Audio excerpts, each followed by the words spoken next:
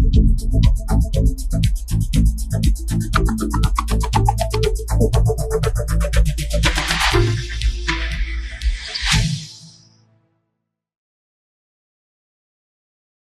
wey dey reach us say Governor Okpebholo don formally close the case on Monday for the Election Petitions Tribunal's hearing of the Edo State governorship election petitions wey dey happen for the National Judicial Institute, Abuja. Wey come make easier way for a party, the All Progressive Congress, to open a defense for witness testimony on Wednesday as the third and last respondent of the petition marked EPT/AD/Gov/02/2024. The tourist get am say for on Monday hearing, the trial centered on the argued result sheet of the Unit 4, Ward 7 of Usen for Ovia Southwest Local Government Area, where the Independent National Electoral Commission, INEC, cancelled after they observed electoral irregularity, but where the first and second petitioners, Dr. Asuen Ighodalo and the People's Democratic Party, for accuse INEC saying a wrong and willful cancellation sake of the wrong belief say the petitioners win. The tourist get am say the petitioners don't first protest say make them cancel the result both for speech and for writing, and can't tell INEC to uphold the result, but the expectation no go be. Meanwhile, the second respondent, Okpebholo witness Osuma Majek, who agree other oaths say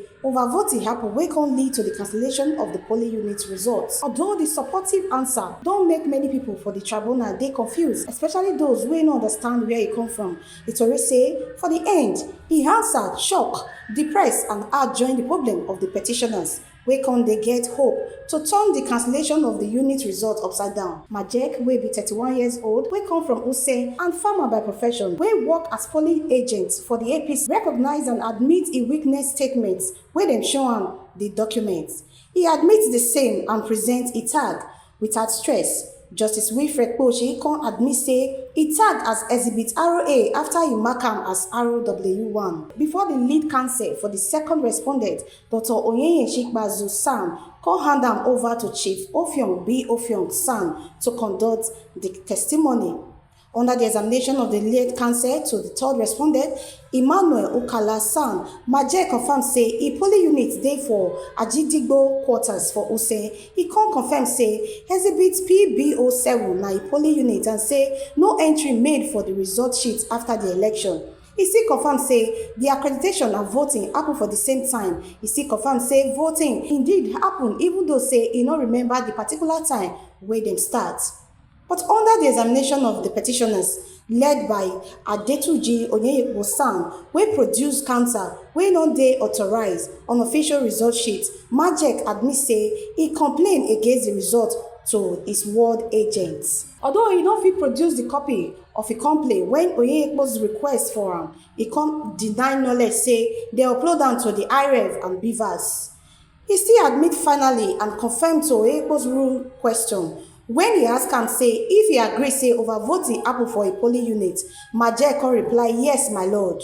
Sake of Majek's final answer, Igbazu renounced a cross-examination, closed the defense of the election winner and state governor, Senate Monday Okpebholo, without any objection to the acceptance of three-member panel of judges, after which Okala can request for 1 day to prepare his witnesses for the defense of the third respondent. Second respondent, that is the governor of Edo State, opened his defense today and called one witness. Now, the witness came and said that there was overvoting in his units, and that was why the result was cancelled.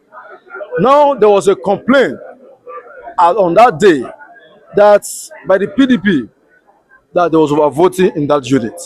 And so at the collation center, the ward collation officer cancelled it. And so informs EC8B, the column for that unit was read 0000 or dash dash dash. And so PDP, the petitioners, now came to the tribunal to ask the tribunal to cancel what has been cancelled.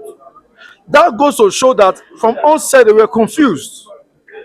They were confused, asking the court or the tribunal to cancel what has been cancelled before. And so that is why I've told the public, anybody that cares to listen, that this petition died on arrival. It died on arrival. So, conclusively, APC is good to go. Conclusively, Okpebholo is good to go. Well, as far as I'm concerned, I did not really see what is serious that was being discussed because the matter is over. We've been able to call one witness because at the end of the day, the witnesses they called before, they have been sufficiently discredited. So there's no reason for APC to continue to call witnesses in order for them to be able to repair their cases. So I think the case is as good as the one, as far as I'm concerned. Let me state without every sense of fairness that we are very impressed with the witness presented today by the second respondent, and we hope that this will continue as the case progresses. It was a clear indication that all that we have continuously said to the courts, to the Edo people, is true, that the PDP won majority of votes at the elections, and the witness presented today by the second respondent, to a very large extent, substantiated that claim, as he claimed that there was overvoting in his polling units. That is what we told the court. And we are happy that their own witness came to tell the court the same thing, that there was overvoting. I think the issue is simple, I think it's plain, and I think we're happy. No, this is it. According to the Electoral Act, wherever there's overvoting, the results should be cancelled. So it's immaterial whether PDP won or not. Our prayer is that all where there was overvoting in 133 polling units in Edo State, all those results should be cancelled, whether PDP won or not.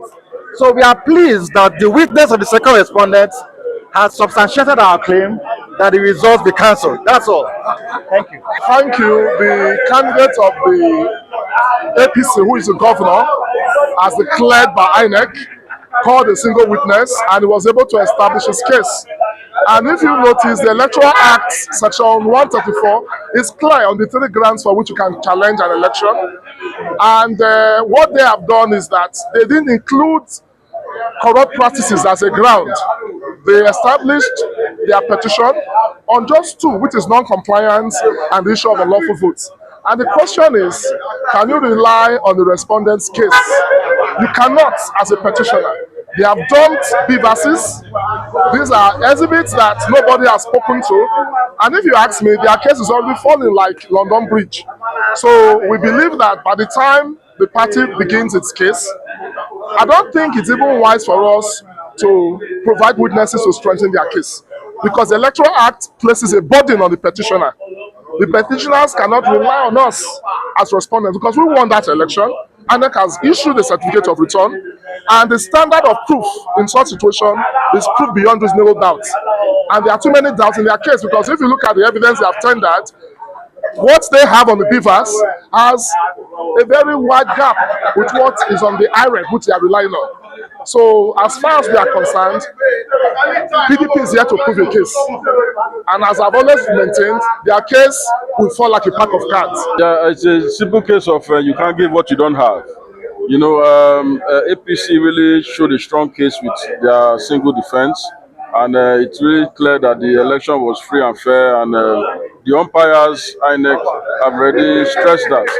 And I believe that we are coming to the close of this tribunal, and they have to justify the means. The Concarry go front the case to 12th of February 2025 for defense by the third respondent. Joyce Alohan for Oberland TV.